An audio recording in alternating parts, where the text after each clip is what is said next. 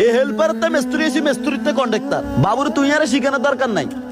হাতে নামাজ ঠিকঠাক করতে যায় নাকি নামাজ ফাঁকি দেয় হাতার রেস্ট করে ইগেন আমরা বুঝি বিজ্ঞান কি কাম করো আজকে ধরে কামের বুঝ দেন ছাড়া এবারে আসা হোক ফজরের নামাজের আজান দেখ বুঝ দেন ছাড়া যাই চিত্তিন না হইলে প্রতিদিন হাফ হাজিরা পাবি অর্ধেক হাজিরা ছাড়া একটা বেশি যদি আমি দিই আমি সাগুন না তোরা কেমনে কিভাবে বুঝ দিবি এটা আমারে দি তার আর যাইতে হবি তাই।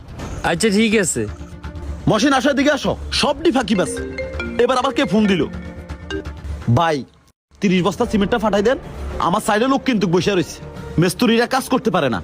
ঠিক আছে ওকে ভাই 3 দিন আগে প্লাস্টারটা করছে অনবা শালায় রাখছে আর টুকটাক কামও বাকি রয়েছে এখন কি কাম করে বুঝলাম না। এরা তো আমার ধ্বংস করে ছাড়বো এরা তো আমার ভালো চায় না। দাঁড়া কথা কইস না আজকে আও তার লগে বুঝা পড়া আছে শুধু নামাজ পড়ে আসতে দে এখানে।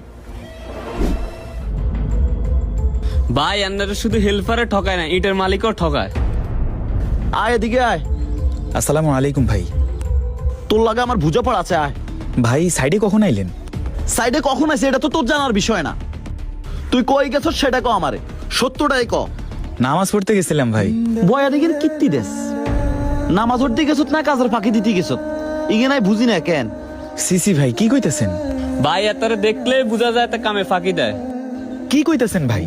কাজে ফাঁকি দিমু কা? যে কাজ করে আমার পরিবার চলে আমার সংসার চলে সেই কাজে আমি ফাঁকি দিমু কেন?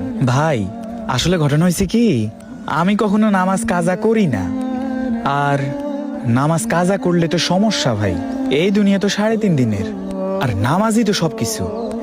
এক ওয়াক্ত নামাজে কয় মিনিট লাগে কর? নামাজ নিয়ে যদি কবরে না যাইতে পারি তাহলে তো জান্নাত পাবো না কারণ নামাজ বেহেশতের চাবি। বাবু তুমি নামাজে গেলে আমার কাজের ক্ষতি হয়। আমি এমন মেস্তুরি চাই নামাজের সময় সে আমার কাজ করব। অতএব তুমি যদি নামাজ পড়তে চাও কালকে থেকে আমার কাজে আইসো না। কি কইতেছেন ভাই? আজকে সন্ধ্যায় তোমার হিসাব নিকাশ তুমি বুঝে নিয়ে যেও। আর যদি নামাজ না পড়ে কাজ করতে পারো তাইলে কালকে থেকে কাজে আইসো।